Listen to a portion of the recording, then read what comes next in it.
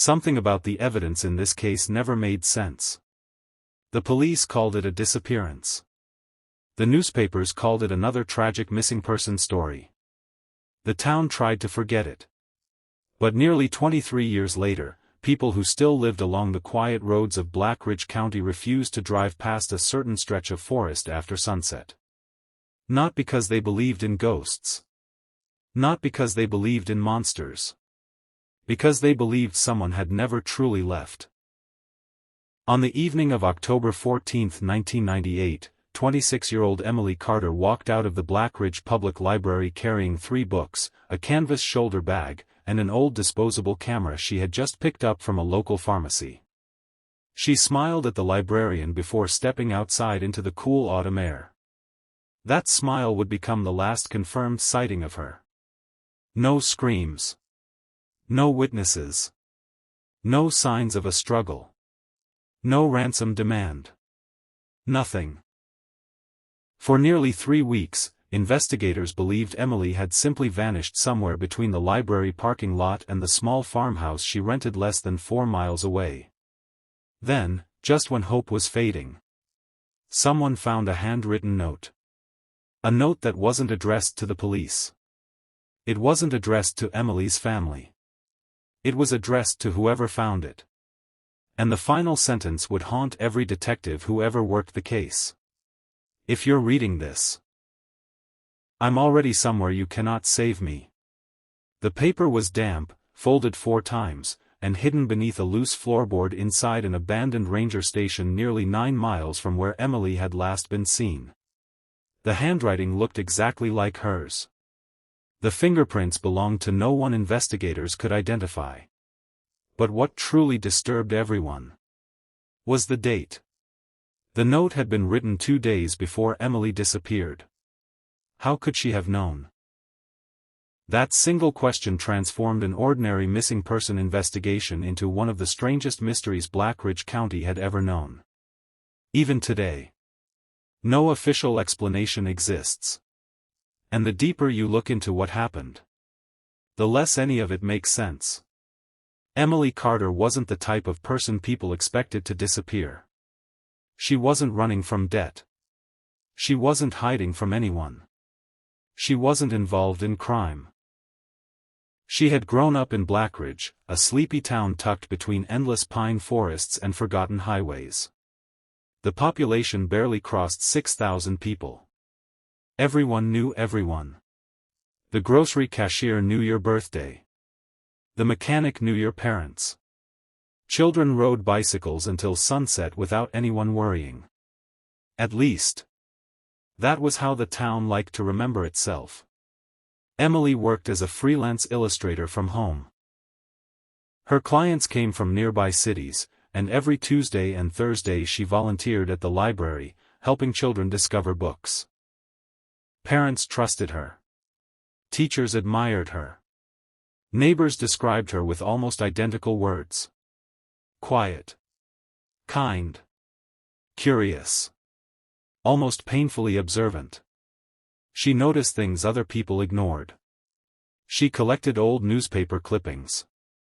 She photographed abandoned places. She wrote tiny observations inside leather journals. Not stories. Not poems. Just facts. The color of a stranger's umbrella. The exact time church bells rang. A broken fence that hadn't been repaired for months. A truck parked in the same place every Wednesday. Tiny details. Meaningless on their own. Unless someone knew what they meant. Emily lived alone after her parents passed away within 2 years of each other. She had inherited a modest farmhouse on the edge of town. The house stood surrounded by maple trees whose leaves turned blood red every October. Locals often joked that the property looked haunted. Emily laughed whenever people said that. The house isn't haunted, she'd once told her best friend Sarah. It's just good at remembering. Sarah remembered those words long after Emily disappeared. Because after the investigation began, that sentence felt different. Almost like Emily had been trying to tell someone something. Sarah Bennett had known Emily since elementary school. She was loud where Emily was quiet. Confident where Emily hesitated. The two balanced each other perfectly. Every Friday evening, they met at the same diner near Route 18. Same booth. Same waitress. Same order. Emily always ordered tomato soup. Sarah always complained it tasted the same every week. Emily always smiled. It tastes familiar. The Friday before Emily vanished. That routine changed. Sarah arrived 20 minutes late. Emily was already sitting there. But something felt wrong immediately. She kept looking toward the restaurant windows. Not casually. Repeatedly. Every few seconds. As though she expected someone to walk past. Sarah joked that maybe Emily had a secret boyfriend. Emily didn't laugh. Instead, she quietly asked, "Have you ever had the feeling someone knows your schedule better than you do?" Sarah rolled her eyes. "What do you mean?" Emily stirred her soup without eating it. "I've noticed the same gray pickup truck 3 times this week." "So?" "It wasn't the truck." "What then?" "It was the driver." Sarah frowned. "You recognized him?" Emily slowly shook her head. "No." "Then how?" "He never looked at me." Sarah blinked. "What?" Emily lowered her voice. "People glance at each other. Even strangers." She paused. "He never once looked at me." Sarah laughed awkwardly.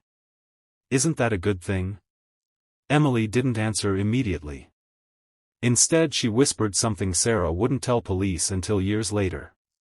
"It's like he already knows exactly what I look like." The waitress interrupted before Sarah could ask anything else. The conversation drifted toward work.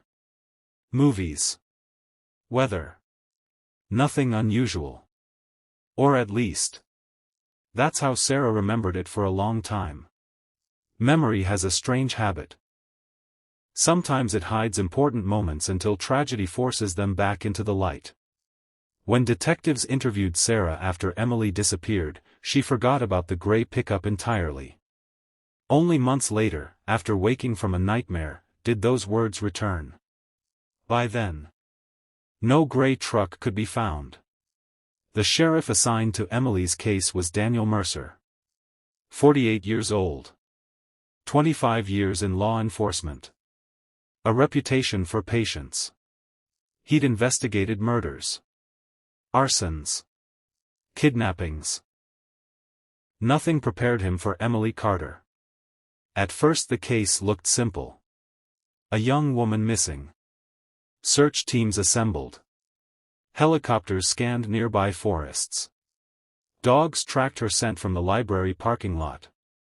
The trail ended at the shoulder of Willow Creek Road. As if she had climbed into a vehicle. Voluntarily. Or unwillingly. No tire marks. No blood. No broken jewelry. Nothing. Just silence. Mercer hated silent crime scenes.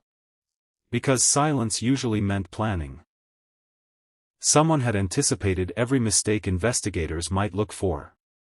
Emily's farmhouse became the next focus. Inside, everything appeared untouched. Her coffee mug still sat beside the sink. Laundry remained half-folded. The television remote rested neatly on the couch. No forced entry.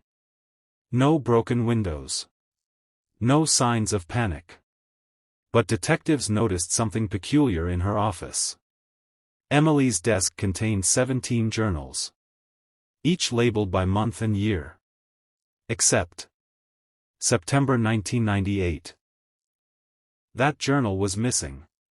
Only one. Nothing else. Detectives searched the entire property. Attic. Basement. Garage. Nothing. Someone had removed only that notebook. Why? Mercer asked himself that question every day for the next decade. Emily's neighbors offered little help. Most reported nothing unusual. Except 82-year-old Walter Higgins. Walter lived nearly half a mile away.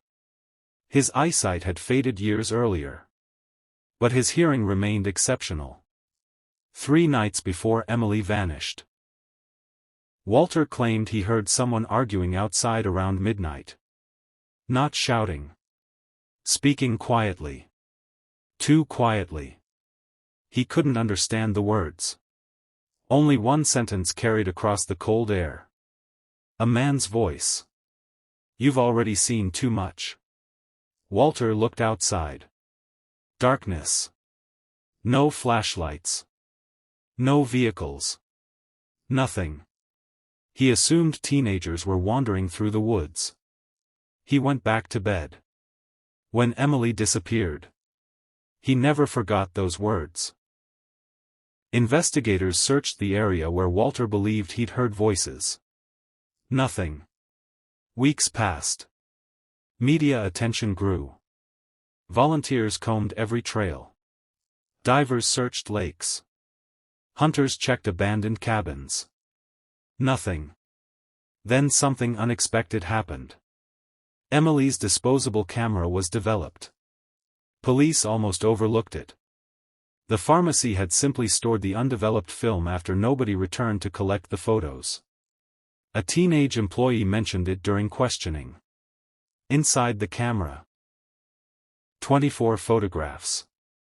Most were ordinary. Trees. Birds. Old buildings. Sunsets. Then investigators reached photograph number 22. Everyone in the room fell silent.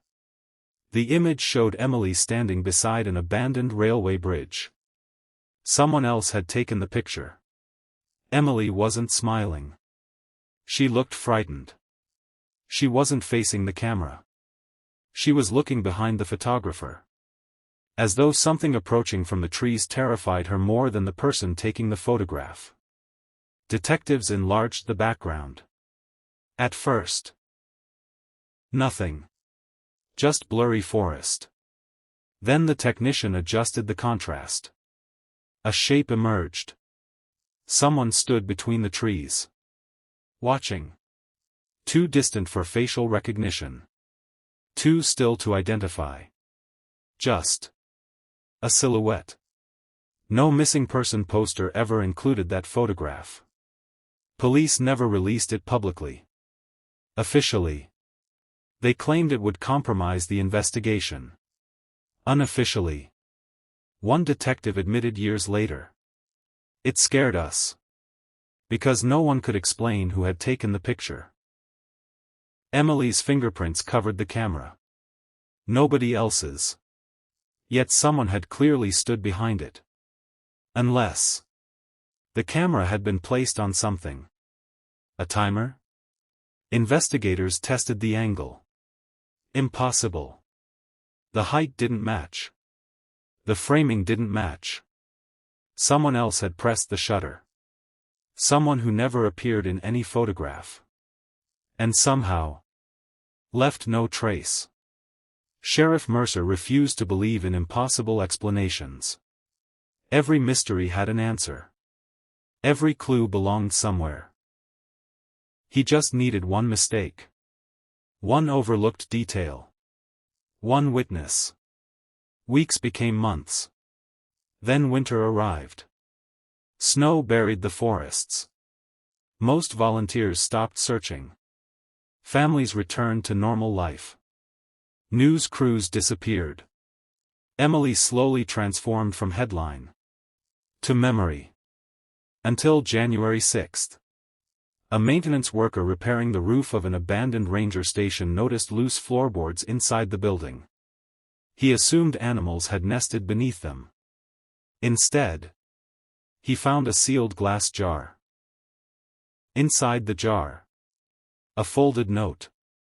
And before anyone unfolded the paper, the worker noticed something scratched into the inside of the lid.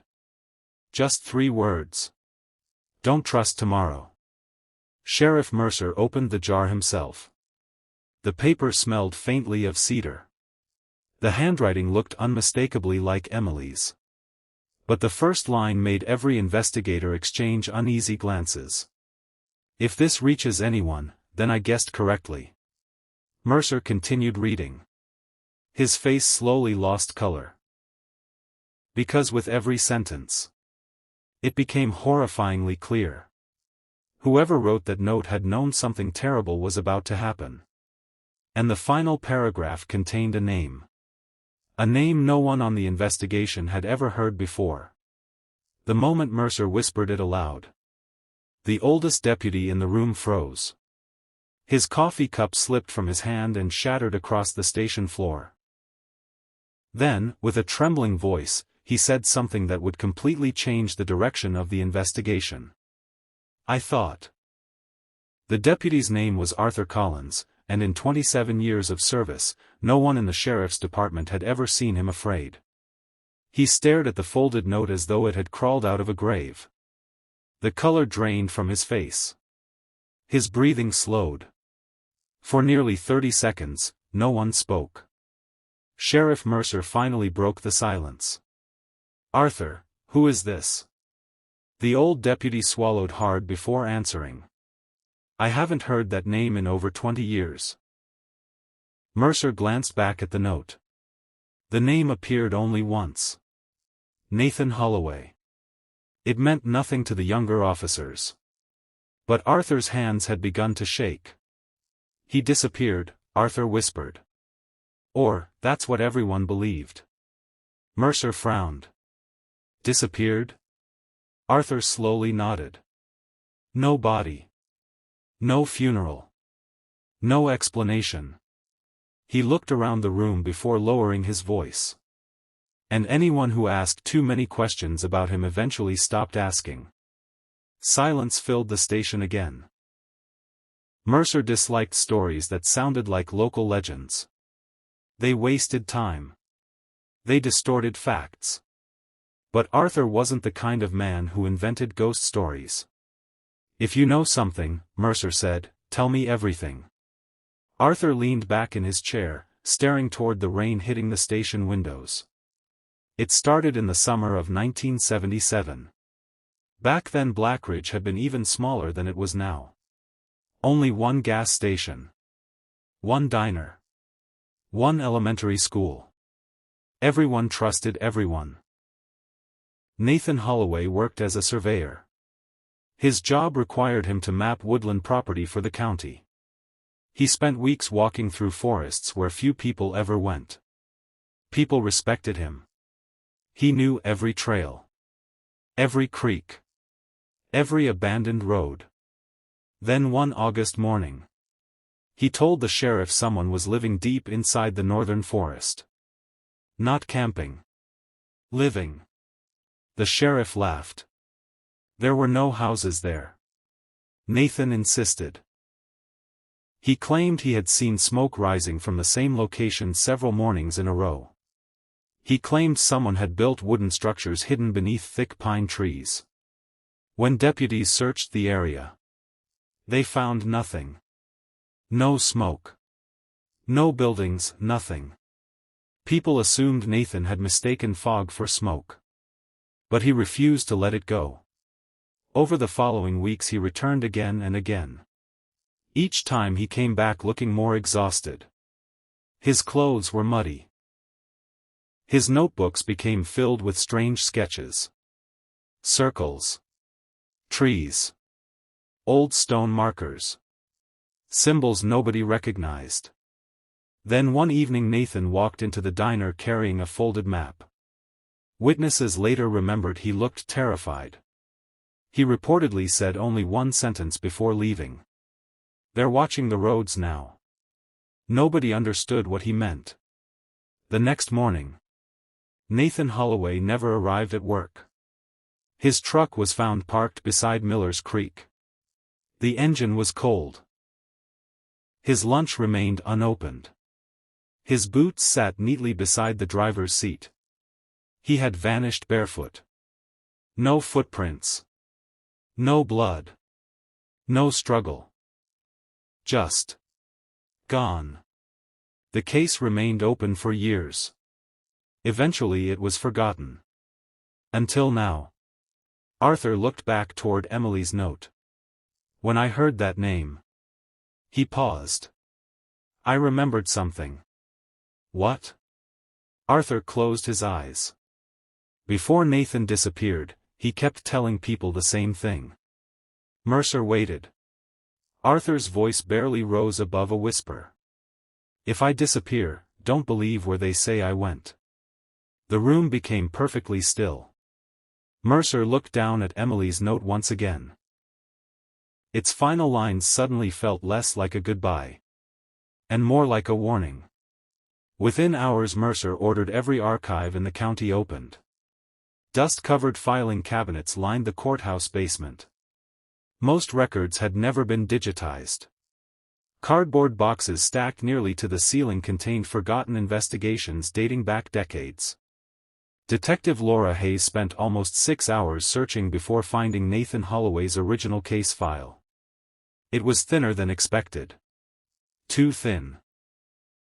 Only 23 pages. A disappearance investigation should have contained hundreds. Witness interviews. Search reports. Evidence logs. Instead, most of it was missing. Several pages had clearly been torn out. Others had been replaced with blank sheets. Laura carried the file upstairs. Mercer immediately noticed something strange. The final page listed 6 pieces of evidence collected during the investigation. Only 3 remained. 3 had vanished from police storage. Missing evidence. Leather notebook. Compass. Photograph. Mercer stared at the list. Emily's missing September journal. Nathan's missing notebook. The similarity wasn't coincidence anymore. Someone had removed records from 2 investigations separated by more than 20 years. But why? Later that afternoon Sarah Bennett arrived at the sheriff's office carrying a small cardboard box. I found this while cleaning Emily's attic. Mercer opened it carefully. Inside were dozens of newspaper clippings. Missing people. Most dated back 40 years. Each article had been marked with tiny handwritten notes. Emily hadn't merely collected them. She had studied them. One article immediately caught Laura's attention. Local hiker missing, October 1983. Across the headline Emily had written 3 words in red ink. Same pattern again. Another clipping. Teen couple vanishes during camping trip. Emily's note beside it. No bodies recovered. Another. Hunter missing after entering North Forest. Below it. Family received anonymous letter. Mercer's heartbeat quickened. Anonymous letter. Emily had received one. Nathan had reportedly written one. How many others existed? Laura spread every clipping across the conference table. 37 disappearances. Same county. Same forest. Different decades. No connection. Except one. Every disappearance occurred during October. Nobody in the room spoke. Mercer slowly whispered. This isn't one case. He looked at Laura. It's dozens. And somehow, Emily had figured that out before anyone else. That evening officers searched Emily's farmhouse again. This time they weren't looking for fingerprints. They were looking for hidden spaces. False walls. Loose floorboards. Anything. Nearly 5 hours passed without success. Then Officer Mills noticed something odd inside Emily's office. One bookshelf seemed slightly deeper than the others. He pushed against it. Nothing happened. Laura examined the shelves more closely. Most books contained ordinary bookmarks. Except one. A worn copy of The Count of Monte Cristo. Its pages had been hollowed out. Inside rested an old brass key. No label. No explanation. Only a tiny engraving. 14. Nobody knew what it opened. But Mercer immediately ordered every lock in Emily's house checked. None matched. The key belonged somewhere else. Around midnight Mercer returned home. Sleep refused to come. He kept replaying Arthur's story. Nathan. Emily. October. The missing notebooks. The anonymous letters. Nothing fit together. At exactly 2:17 a.m. his telephone rang. Mercer answered immediately. No response. Only breathing. Slow. Steady. Then a man's voice spoke. You opened the note. Mercer's blood froze. Who is this? Silence. Then. You should have burned it. The line went dead. Police traced the call. It had originated from a payphone. Less than 2 miles from the sheriff's office. By the time officers arrived, the phone booth was empty. But lying inside was another folded piece of paper. This one contained only a single sentence. She wasn't the first to leave messages. Mercer unfolded the paper further. A map had been drawn on the back. One location circled in black ink. An abandoned church nearly 15 miles north of town. The same direction as the northern forest Nathan Holloway had once tried to investigate. Mercer looked toward Laura. Neither of them spoke. They simply grabbed their flashlights. Outside, heavy rain hammered against the windshield as 2 patrol vehicles disappeared into the darkness. Neither officer realized. Someone else was already waiting inside the abandoned church. And in the basement, hidden beneath nearly 20 years of dust, lay a locked wooden chest. One that bore the exact same number engraved on its rusted iron lock. 14. The brass key from Emily's bookshelf fit perfectly.